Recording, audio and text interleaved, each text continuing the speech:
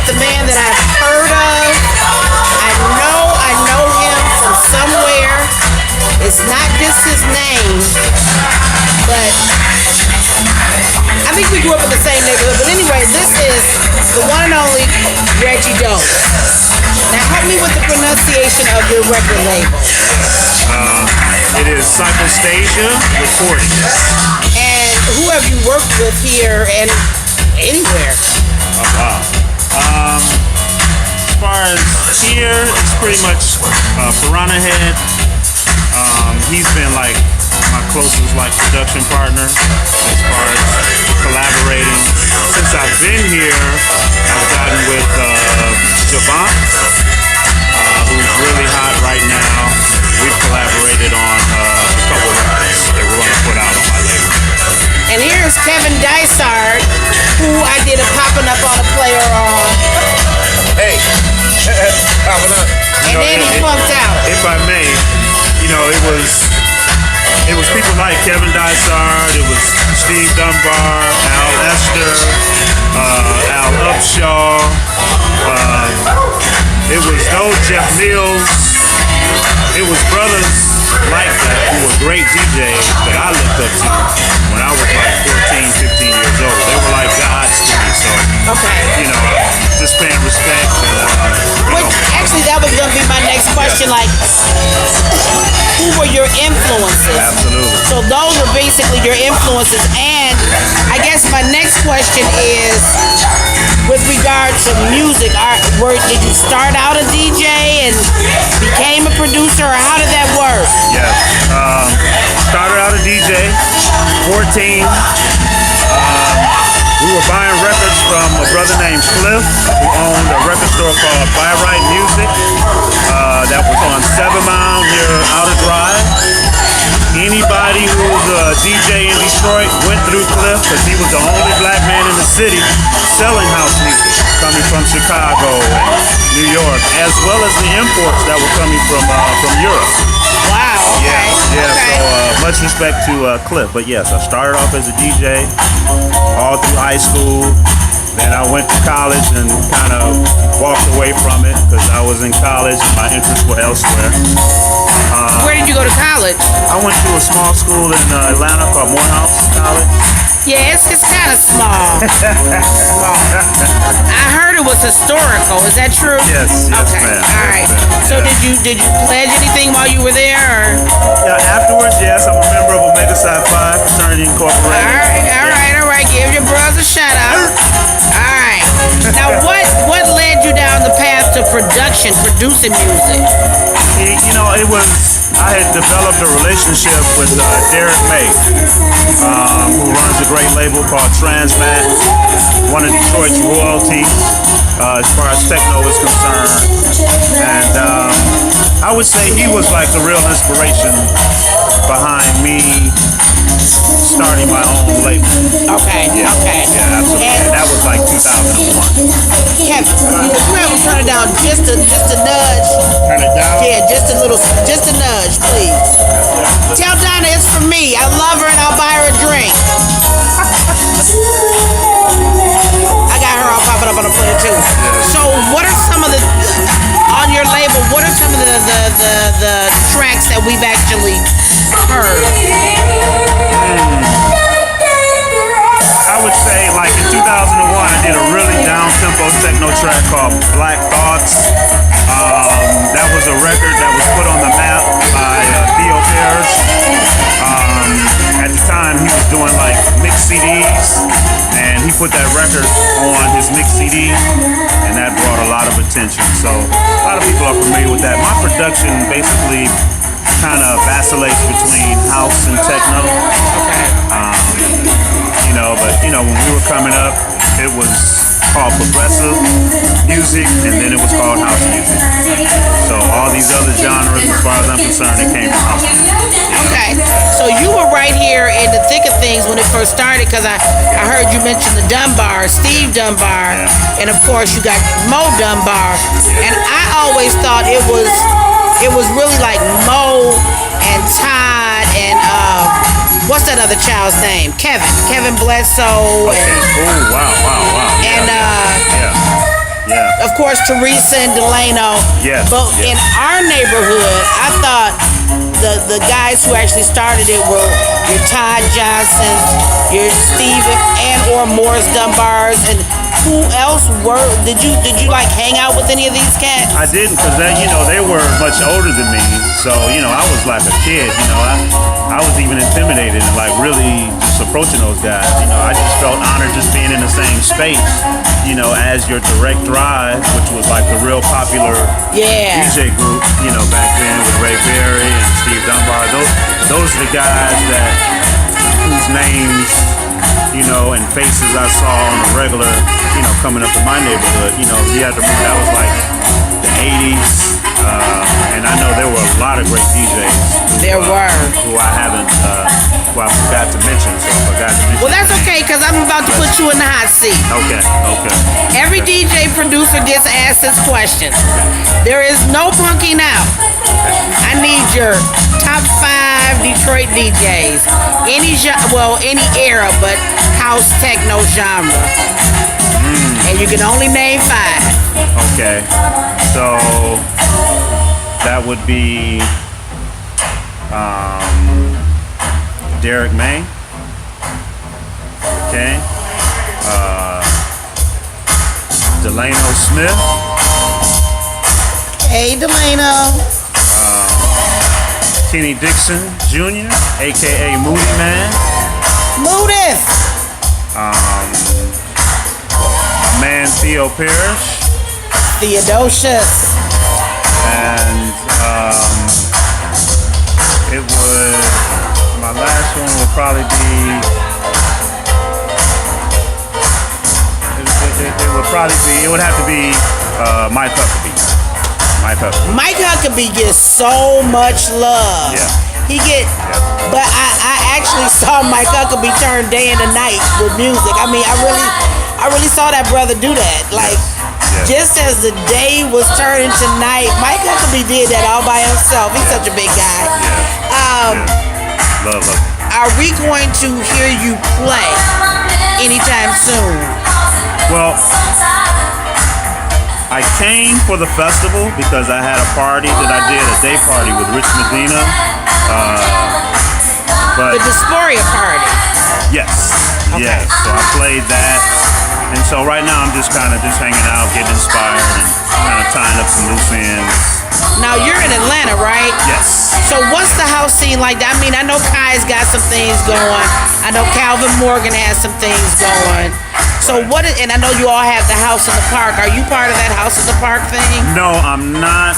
I try to support, but I'm not a part of that. It's basically 4 brothers whom I respect and appreciate, and that's Salah Ananse, DJ Kimmit, Kai Alce, and DJ Ramon Rousseau. Those 4 guys basically are the ones who run House in the Park, and they also pretty much run the house scene in Atlanta. Each of them have like their own special night that they do like once a month. When I moved to Atlanta, which was like in 07, Kai Alce, my brother, was the one who was really holding up the bloodstained banner, if you will, for house music in Atlanta. Okay. And I think I give major props to him because he really stuck it out and really created something special in Atlanta. But when it comes to the whole house music, techno, DJ thing, you all each took something out of nothing and made it all of this. We have so many prolific players on the scene. And if you had to say anything to your peers here, Detroit, Atlanta, Chicago, what would you like for them to know from your heart to their ears? Great question. I would just like for them to know that, I wouldn't be doing what I'm doing right now had it not been for you guys, as well as some of the sisters, your Stacy Hotwax Hell, can't forget the women as well, that really laid the groundwork, the foundation for me to be able to do what I do now, which is DJ. U.S. but worldwide. You know, Detroit DJs are respected all over the world, and you know that's to be recognized. For real. Now, I heard Nervous Breakdown, who is one of our really good DJs here, said that every DJ should have a theme song, a theme track, something that defines who they are. What defines who Reggie Dokes is? That's a great question. Wow, I would have to marinate on that one. But you know, I can't really think of one offhand. But I think what defines me is, you know, humility, hard worker, giving, generous, humble. I think that is what, you know, defines as a human being. And if you had to pick a track, a theme song, what would? And it doesn't even have to be house or techno. But if it was a song that defines who this humble, giving, kind Reginald Dokes is, what would it be? No, that's a great question. That's a great question. I really have to think about that. Okay. I really have to think about that. That's a great question, though. And really, when it comes to like the house music in Detroit versus the house music in Chicago, not that there's competition, and I don't mean Chicago, I mean Atlanta. What are the major differences, if any?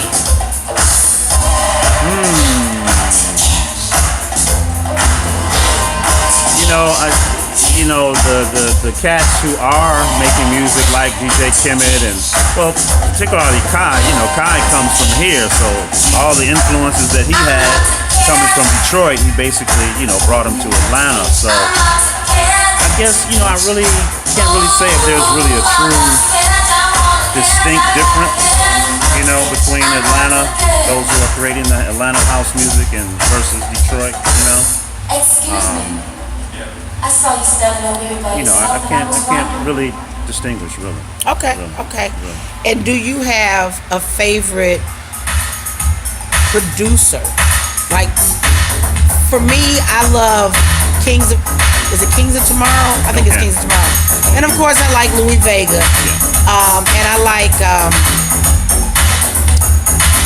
Jasper Street Company, and I like Raw Soul. So who would like? Went back. Yeah, Yeah, you definitely ahead bringing up those kind of things. yeah,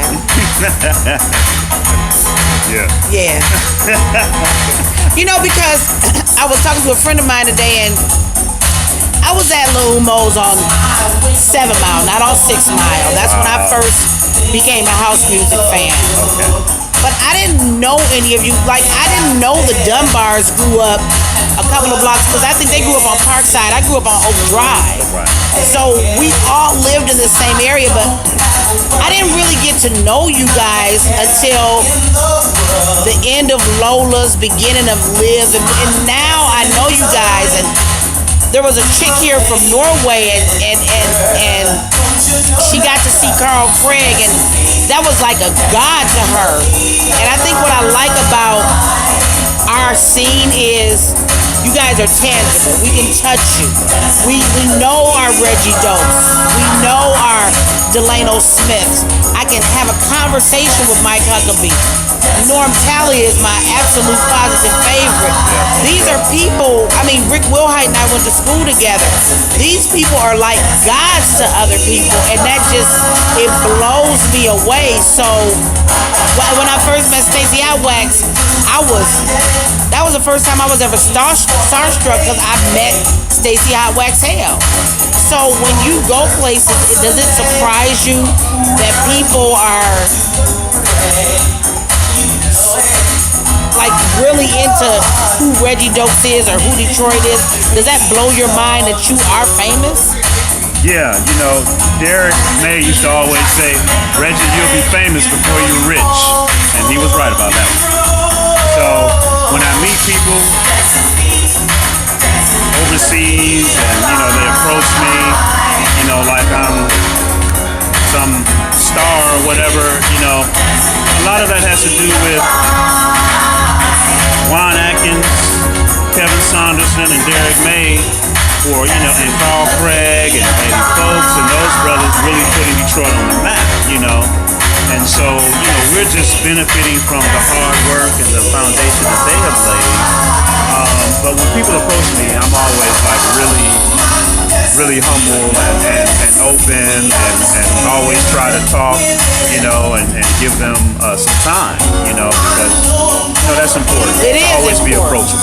Yeah. Now, the last thing we're going to do before we get out of here is we got to give them, I've been checking out your shoes since we sat down. I'm a gym shoe head, yeah. Now, Marcellus Pittman almost got his ass whooped over some gym shoes. I was going to take them.